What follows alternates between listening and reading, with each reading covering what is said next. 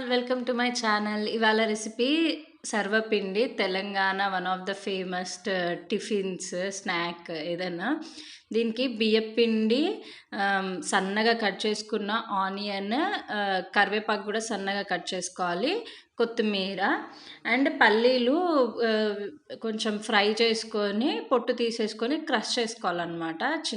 మరీ సన్నగా కాదు, నార్మల్గా క్రష్ చేసుకొని ఆ పల్లీలు, కొంచెం జీలకర్ర అండ్ నువ్వులు కూడా ఖచ్చితంగా వేసుకోవాలి ఇందులో. అదొక టేస్ట్ ఉంటుంది. ఒక్కొక్కరు ఒక్కొక్కలాగా చేస్తారనమాట. కొంతమంది శనగపప్పు నానబెట్టి వేస్తారు, కొంతమంది పచ్చిమిరం వేస్తారు, కొంతమంది అదేంటి సోరకాయ కూడా గీరి వేసుకోవచ్చు. అదొక టైప్ ఆఫ్ సర్వపిండి. ఇది ఒక టైప్ ఆఫ్ సర్వపిండి అనమాట. నేను ఇందులో ఎండుమిరమే యూజ్ చేశాను. అన్నీ వేసుకొని మంచిగా కలుపుకోవాలన్నమాట. అది ఫస్ట్ ఆనియన్‌కి ఉన్న వాటర్ ఉంటుంది కదా, అది కలుపుకున్నాం అనుకోండి, అప్పుడు మనకి ఎన్ని వాటర్ యూజ్ చేయాలో తెలిసిపోతుంది.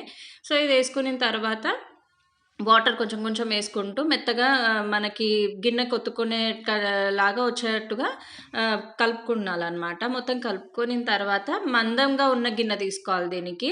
అండ్ మళ్ళీ స్లోగా కుక్ చేస్తామన్నమాట. సో, మందంగా ఉన్న గిన్నె తీసుకొని, అండ్ లేకపోతే మాడిపోతుంది. ఖచ్చితంగా మందంగా ఉన్న గిన్నెనే తీసుకోవాలి.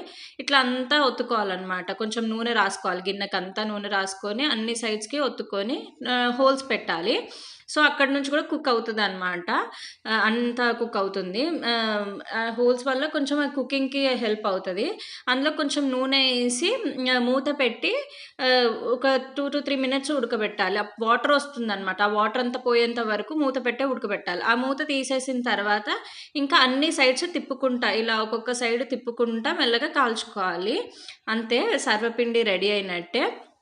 అండ్ మీరు నా ఛానల్ కనుక ఫస్ట్ టైం చూస్తా ఉంటే please do like, share and subscribe. ఇట్లాంటి వంటలు ఇంకా ఎన్నో నా ఛానల్‌లో ఉన్నాయి. Please do check to my channel and thank you. Bye bye.